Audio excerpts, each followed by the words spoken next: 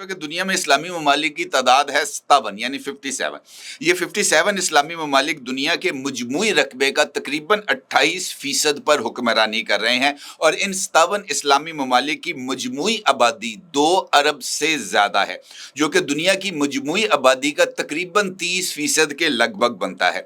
57 इस्लामी ममालिक के पास 1 लाख से ज़ायद जंगी तैयारे, जिनमें सोफिस्टिकेटेड तैयारे F-35, रफाल और तिफून तैयारे भी शामिल हैं, इनके पास मौजूद हैं और दुनिया के जदीद तरीन जंगी हेलीकॉप्टर्स भी इसी 1 लाख नंबर के अंदर मौजूद हैं। जबकि 57 इस्लामी ममालिक के पास 2 लाख टैंक और हज़ारों मिसाइल्स मौजूद हैं।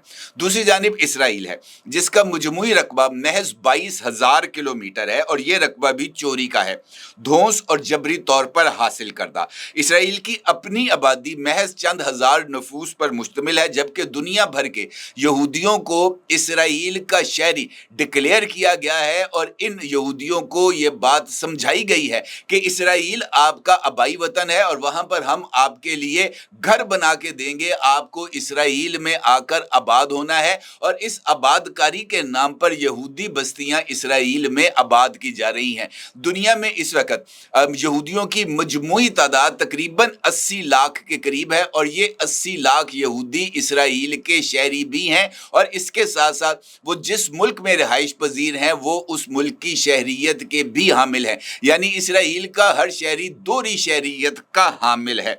इसराइल के पास 400 के करीब जंगी जहाज हैं, 340 से 400 के करीब, और उनके पास 2200 टैंक्स हैं, उनके पास तोप खाने के तकरीबन 530 यूनिट्स हैं और इसराइली फ़ौज की यानी फ़ाल फ़ौज की तादाद 1,70,000 है, जबकि रिज़र्व फोर्स की तादाद 4,65,000 के करीब है। ये मुआजना आपके लिए है, महज ये बात दिखाने के लिए कि ताकत महज नंबर्स में नहीं होती, ताकत आपके अंदर आपके जज्बे में मौजूद होती है, जो कमज़ोर को ताकतवर पर हावी कर देती है और ना सिर्फ हावी कर देती है बल्कि नंबर्स को तब्दील करके तवाज़ुन आपकी तरफ टिल्ट कर देती है। अगर आप गौर करें तो यही सूरत हाल इस वक्त इस्लामी दुनिया को दरपेश है। इस्लामी दुनिया अगरचे नंबर्स के एतबार से, ताकत के एतबार से, दौलत के एतबार से, रकबे के एतबार से इसराइल से कई गुना ज़्यादा ताकतवर है, मगर क्या किया जाए, यहाँ पर आग ही नहीं है। यहाँ पर आग होगी तभी वो आग दुश्मन को जलाने के काम आएगी। ये जो तफसीलात मैंने आपके साथ शेयर की हैं, इसकी बुनियादी वजह है कतर पर होने वाला हमला और उस हमले के बाद इस्लामी ममालिक के सरबराहों का इजलास, जो कि 2 दिन का था और वो कतर के दारुल हुकूमत दोहा में मुनक्कद हुआ। इस इजलास की खास बात ये थी कि मुत्तहिदा अरब अमारात, जो कि खलीज ताउन कौंसिल का मेंबर भी है, अरब लीग का मेंबर भी है, OIC का मेंबर भी है, मुत्तहिदा अरब अमारात ने इसराइल के खिलाफ किसी तरह के फौजी इकदाम की मुखालफत की और मुत्तहिदा अरब अमारात ने वाज़े तौर पर यह मौक़िफ़ इख्तियार किया कि वो इसराइल के खिलाफ किसी तरह की फौजी कार्रवाई की ना हमायत करते हैं और ना ही वो इस कार्रवाई का हिस्सा बनने पर तैयार हैं। मुत्तहिदा अरब अमारात के इस मौक़िफ़ के साथ ही और दीगर अरब ममालिक की तरफ से भी ढके छुपे अल्फाज में इसी तरह का मौक़िफ़ इख्तियार किया गया। अलबत्ता इस इजलास में एक इलामिया जारी किया गया है और इस इलामिये के खास पॉइंट्स में भी आपकी खिदमत में पेश करता हूं।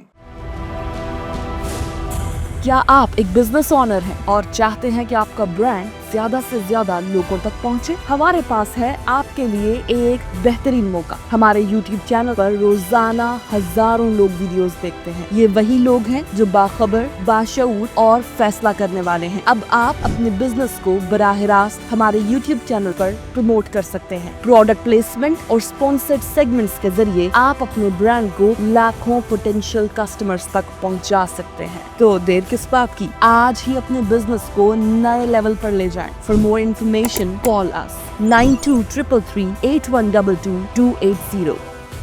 اس غیر معمولی اجلاس میں، چونکہ یہ اجلاس انفیکٹ محض اسلامی ممالک کا اجلاس نہیں تھا، اس اجلاس میں خلیج تعاون کونسل کا اجلاس بھی تھا اور اس کے ساتھ ساتھ عرب لیگ کا اجلاس بھی تھا۔ عرب لیگ کے اجلاس کے بعد اسلامی ممالک کا ایک مشترکہ اجلاس بھی تھا، لہٰذا ہر ایک اجلاس کی ایک الگ الگ کہانی ہے اور جو اعلامیہ ہے وہ مشترکہ طور پر سامنے آیا ہے۔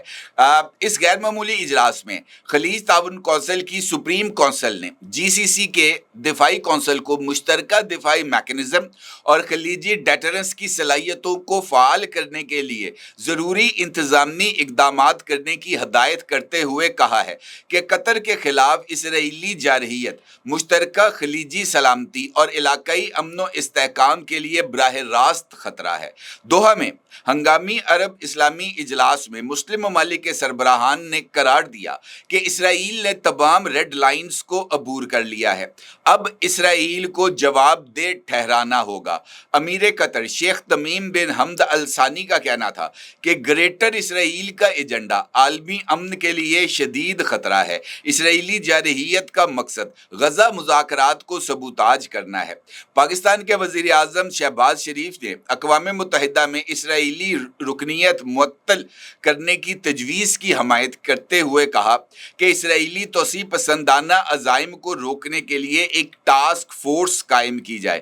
پاکستان قطر کے ساتھ کھڑا ہے، انسانیت کے خلاف جنگی جرائم پر اسرائیل کو کٹہرے میں لانا ہوگا، ہمیں خاموش رہنے کی بجائے متحد ہونا ہوگا، ایسا نہ کیا تو اسرائیلی بربریت نہیں رکے گی۔ سربراہی اجلاس کے مشترکہ اعلامیہ میں تمام ریاستوں پر زور دیا گیا کہ وہ فلسطینی عوام کے خلاف اسرائیل کے اقدامات کو جاری رکھنے سے روکنے کے لیے تمام قانونی اور مؤثر اقدامات اٹھائیں، جن میں سفارتی اور اقتصادی تعلقات پر نظر ثانی کرنا اور اس کے خلاف قانونی کارروائی کرنا شامل ہے۔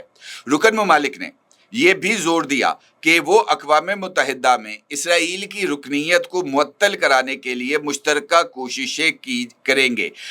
اس موقع پر تمیم بن حمد الثانی کا کہنا تھا کہ اسرائیل عرب دنیا کو اپنے زیر اثر لانا چاہتا ہے۔ اسرائیل نے مذاکراتی عمل کو سبوتاج کیا ہے اور اسرائیل کا ایجنڈا عالمی امن کے لیے شدید خطرہ ہے۔ صہیونی حکومت انسانیت کے خلاف جرائم کی مرتکب ہو رہی ہے۔ اس کے ساتھ ساتھ ایرانی صدر نے اپنی تقریر میں ان کا یہ کہنا تھا کہ دوحہ پر اسرائیلی حملے کو ڈھٹائی، منصوبہ بندی اور سفارتکاری پر حملہ قرار دیا اور ان کا کہنا تھا کہ اس حملے کا مقصد سفارتی کوششوں کو سبوتاج کرنا تھا۔ یہ حملہ امریکہ اور کچھ مغربی ممالک کی ملی بھگت کا نتیجہ ہے۔